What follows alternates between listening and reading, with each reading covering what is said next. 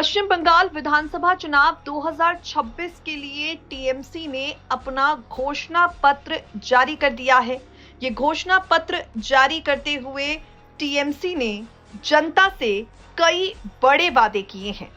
ममता बनर्जी ने चुनाव से पहले सबसे बड़ा दांव खेला है। 6 भाषाओं में जारी घोषणा पत्र को जारी करते हुए ममता बनर्जी ने दीदी के 10 वादों का ऐलान किया है। टीएमसी प्रमुख ने कहा, पार्टी की तरफ से जो वादे किए गए हैं उसका मकसद केंद्र के बढ़ते दखल और बंगाल की पहचान की सुरक्षा करना है। केंद्र की मोदी सरकार पर आरोप लगाते हुए ममता बनर्जी ने कहा, केंद्र की मोदी सरकार नागरिकों के वोट का अधिकार छीनने और राज्य को कमजोर करने की साजिश रच रही है। ममता बनर्जी ने दीदी के 10 वादों का ऐलान करते हुए बताया, उनकी सरकार पूरे राज्य में द्वारे चिकित्सा द्वारे स्वास्थ्य अभियान शुरू करेगी। इसके तहत हेल्थ कैंप के जरिए लोगों के घरों तक जाकर इलाज किया जाएगा। टीएमसी के शासनकाल में संस्थागत प्रसव की दर अब 99.95% हो गई है, जो पहले 58% थी। उन्होंने स्कूलों के मॉडर्नाइजेशन और विकास का भी यहां पर वादा किया और कहा, इस प्रस्ताव को कैबिनेट पहले ही मंजूरी दे चुका है।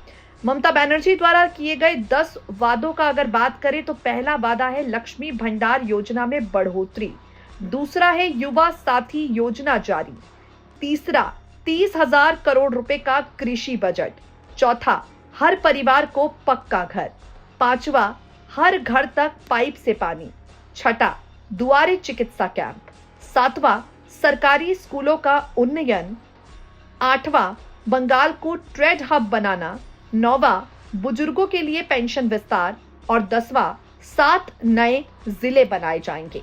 अब अगर इन योजनाओं के बारे में आपको विस्तार से बताएं तो लक्ष्मी भंडार योजना में बढ़ोतरी, यानी टीएमसी ने महिलाओं को मिलने वाली लक्ष्मी भंडार योजना में 500 रुपए की बढ़ोतरी का वादा किया है। पहले इस योजना में जनरल कैटेगरी की महिलाओं को 1000 और SC/ST को 1200 रुपए मिलते थे। अब 1500 और 1700 रुपए देने की घोषणा की गई है। युवा साथी योजना जारी, यानी बेरोजगार युवाओं को 1500 रुपए प्रति माह की वित्तीय सहायता मिलती रहेगी। 30,000 करोड़ रुपए का कृषि बजट, यानी किसानों और भूमिहीन किसानों के लिए बड़े पैमाने पर सहायता और कृषि क्षेत्र का आधुनिकीकरण। इसके बाद हर परिवार को पक्का घर, यानी राज्य के सभी परिवारों को स्थायी आवास देने का वादा। पांचवा हर घर तक पाइप से पानी, यानी सभी घरों में स्वच्छ पेयजल पहुंचाने की योजना।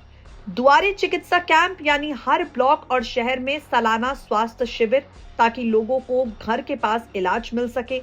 सरकारी स्कूलों का उन्नयन, यानी बांग्लार शिक्षा यत्न के तहत सभी सरकारी स्कूलों के इंफ्रास्ट्रक्चर को बेहतर बनाया जाएगा।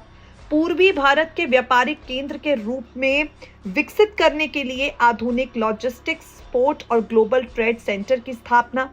मौजूदा लाभार्थियों को निर्बाध पेंशन और धीरे धीरे सभी पात्र वरिष्ठ नागरिकों को शामिल करने का लक्ष्य।